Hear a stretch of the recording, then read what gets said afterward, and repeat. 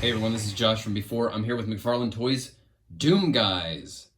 I've got classic Doom Guy and I've got the Doom Eternal Ember Skin Doom Slayer. We're going to do both these guys in the same video because I'm assuming they're going to be fairly similar. And then also, as cool as the Ember Skin Doom Slayer is, once I get classic Doom Guy out of the box, my enthusiasm for this dude is going to be completely shot. This is what we're really here for, right?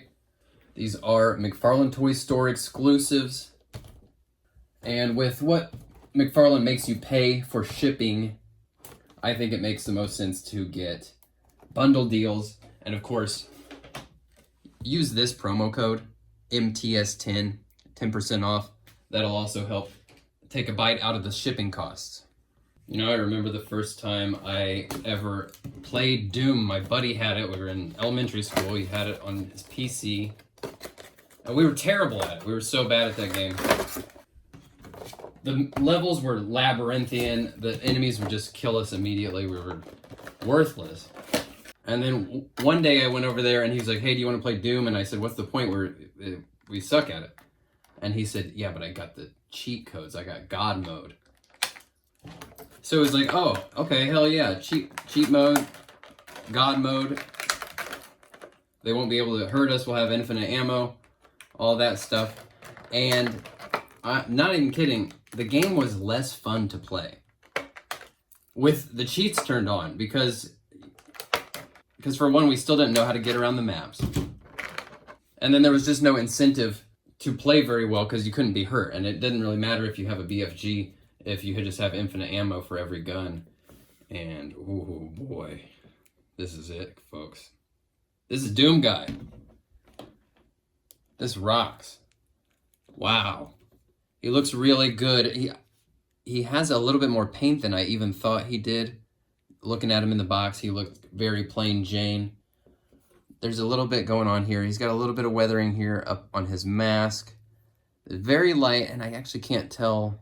There's a bit of a, I think, dry brush weathering on his armor up here. I do wish the contrast was maybe a little bit higher with this, with the shade of weathering. It's two very similar colors and it actually kind of makes it harder to detect. Some weathering down here on his shin guards, on his knee pads and stuff, and even on his boots. That's nice to see. We'll still want to probably put a little bit of a wash on some stuff like his pants, the armor and whatnot. I really, really love this weathering on the pants. It's like if you've ever had a pair of jeans or whatever that you wore a lot and you started to see spots get thinner before they before they blow out, you know? That's what that sculpt really captures really well. This is a lot of fun. Wow. Let's move him around already. So he's got this he's got his like equipment launcher up here. So that's on a peg. Can we take it out? Oh, it's on a ball. Okay, that's what's going on. It's actually on a ball underneath there, so it's got a little bit of movement. Hinge on the arm, another ball up here. That's pretty fun. It looks like there's another rotation point right there, but there's not. So be careful. Don't put too much stress on that arm. We don't want to break this guy off. Shoulder pads hang up over his arms here. They get a T and beyond. There's a little bit of a cavity here to move around for some rotator cuff kind of butterfly movement, a little bit. Really good movement there on the shoulders. No biceps, only a single elbow, which doesn't go very far because of these big beefy cannons there, but they do rotate. So that's going to help us get maybe some two-handed gun holding poses. Hinge wrist, that's unfortunate. I don't care for that. I do prefer a ball joint because, a character that uses a gun a lot, you want to be able to get that kind of movement. So that's unfortunate. Great movement at the torso. This is awesome. This rocks. Look at this. Hell yeah. So I was worried this guy was going to be a little rigid with the single elbows and knees, but this is very, very nice. Moves really easily there too. Belt looks rad with these shells there, a little bit of details in the pouches. Black wash is going to help. Great movement at the hips. Another surprise, good rotation even. This rocks. Yeah, I really thought looking at him in the box he was going to be awfully rigid. And the knees and elbows don't have a ton. I really like the way these work and look. The way that knee pad pops up like that. They do also rotate there. Ball joint ankles, are they ball joints? Yeah, they are. Big monster stomp and boots right there. I'm not sure what's happening here with this blade on his arm. Like, it's a little loose right here, and it looks like there's another peg that's supposed to be glued down. I don't know if that's meant to be moving around or not. Oh, well, it just pops completely out. Okay. So you can take that out. That's nice. Big gap there, but it is good to have that option. He comes with a shoddy. Looks good. It definitely has more paint than the Ember skin one. Wrapped handle there.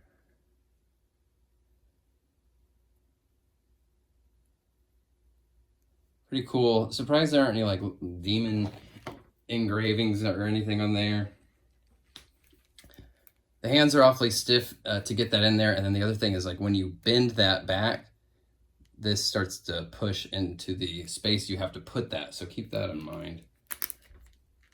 And then you could get him into a two-hand pose there with the gun, but this hand isn't really made to sort of grab that anywhere realistic. Man, that's pretty badass. This is exactly what I want. This is so awesome that I really don't even need this other one. But let's look at them, right? So I slept a bit on Doom Eternal when it first came out. It wasn't quite singing to me, and I passed on it. And then it went on sale, and it was like lockdown, you know, like quarantine. So I was like, all right, let's try out this Doom game, and it rocked. It's freaking awesome. The Doom Slayer design is really, really solid. This is a pretty cool variation here, this Ember skin. So his equipment launcher, similar ball joint there. This one kind of feels a little bit sturdier. This feels a little stiff right there. I feel like I might break it if I try to move this second ball joint too much. Probably needs a little bit of heat. It might be stuck with paint. Great movement on this head, which of course has a really cool translucent fire effect that also has some paint on it. That looks good. This guy overall does not have much paint on him, and it really suffers with, there's so many cool little details in this sculpt that would just look incredible with some extra paint. He's got this shoulder armor that they're on ball joints, and those pop off pretty easily, to be honest. The arms don't go up nearly as much as Doom Guy, but he has bicep cuts right there. You can see them. They sit up very high up right next to the shoulder, and that's actually really nice. Again, single elbow, no rotation. Ooh, okay. That kind of hurts. They don't rotate there at the elbow. They also barely get up past 90. Fortunately, he's got ball joint wrists, so he's got better movement in the wrist as far as I'm concerned. He's got this flaming arm blade, which, does it pop off? It pops off. Again, the translucent fire effect looks really cool. It almost feels like you could pop it off. Can it be done? Yeah, you can. You could take that off. So you could give him the regular arm blade if you wanted to. That's pretty rad. That's a very cool option. I'm into that.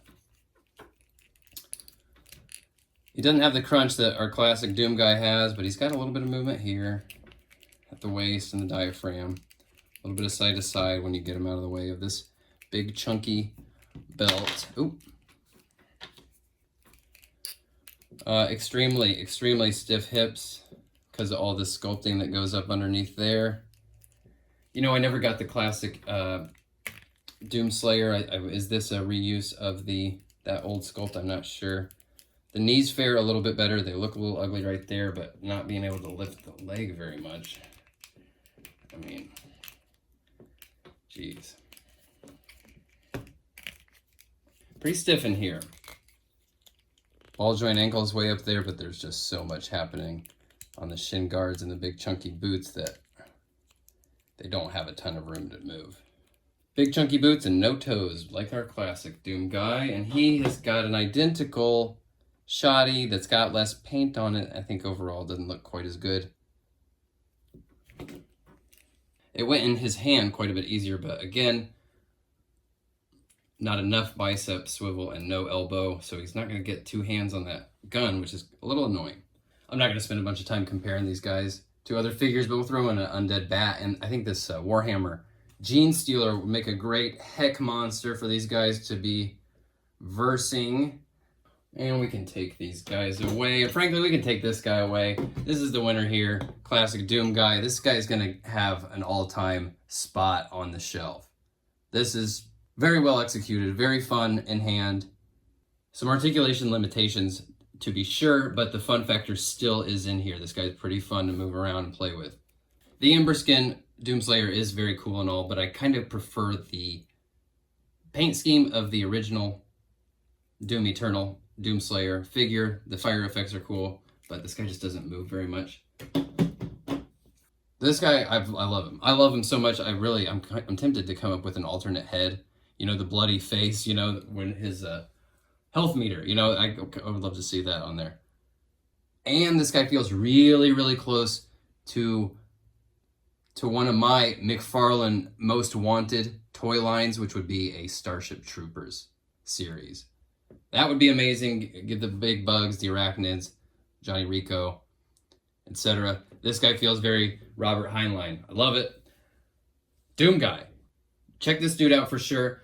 Until next time, folks, I will talk to you very soon. Thanks for watching. Bye.